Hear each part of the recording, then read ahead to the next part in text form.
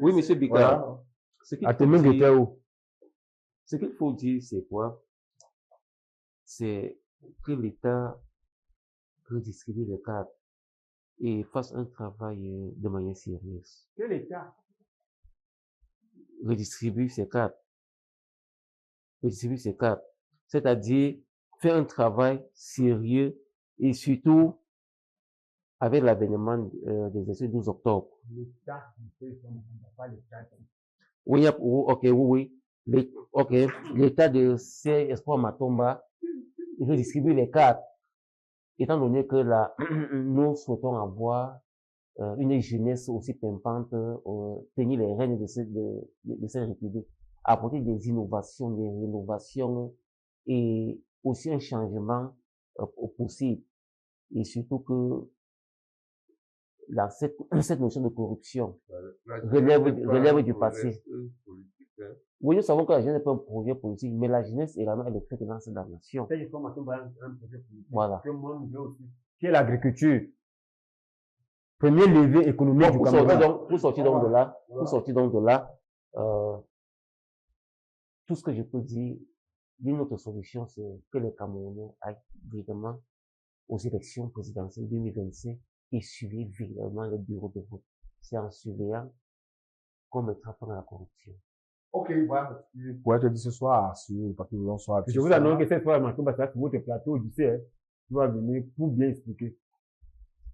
Les portes sont ouvertes. Dès qu'il est sur Yaoundé, on organise ça. Hein, ça se fait de rien du tout. Il était ici, là, on l'a reçu récemment. Mais on sera qu'on pourra le recevoir.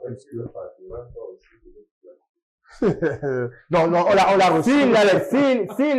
S'il a les personnes qui sont peut-être, on peut dire payées ou encore plus, qui se comportent comme des gens qui sont payés, alors il peut s'élever, mais il n'ira pas. Il va dire qu'on l'a déjà reçu ici et on n'est jamais parti. Pourquoi? Parce que Bertrand est professionnel. On a fini l'émission tranquillement.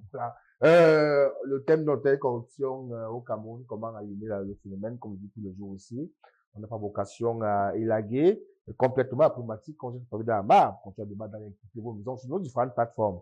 Nous sommes avec Patrice Kizingol. Merci d'être venu ce soir. Pour moi, quand je suis invité à Horizon 3, c'est l'honneur, malgré les distances et tout, je fais le maximum d'efforts d'être là parce que Horizon 3 n'est pas seulement une maison pour moi, mais Horizon 3 également me permet de dire la vérité aux Camerounais.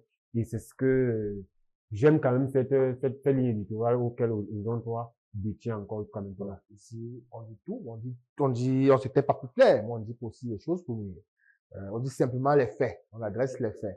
Merci, sur le plateau, Merci Bertrand, c'est un plaisir. C'est même sur le plateau que je viens de découvrir, Bindiol, parce que c'est le mouvement, en réalité, que je suis depuis un certain temps, et c'est pour moi l'occasion de lui tirer vraiment un coup de chapeau et lui dire vive félicitations pour ce courage qu'il a d'adresser les problèmes d'homosexualité au Cameroun, où il est vraiment défenseur de la dépénalisation.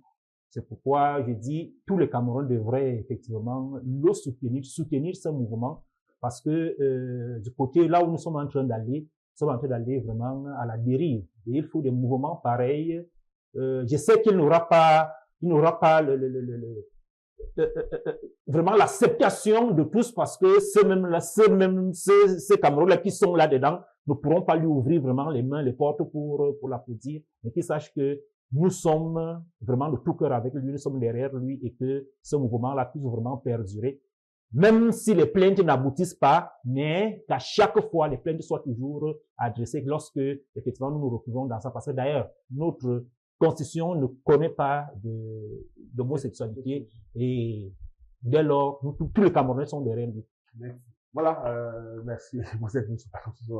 Merci déjà pour la qualité de l'émission qui a été vraiment instructive. Merci à Horizon 3, cette chaîne qui ne cesse d'apporter, de réveiller les consciences et d'apporter du salut au peuple camerounais. Et je voulais ajouter à la suite de mon copaniste que le mouvement DDHP est un mouvement que moi j'apprécie beaucoup parce que j'y participe. Surtout que c'est un mouvement excellent et qui vient mettre en lumière les us et coutumes que des Africains conservent, c'est-à-dire la pratique de l'hétérosexualité qui vient combattre une pratique malsaine qui vient de l'Occident.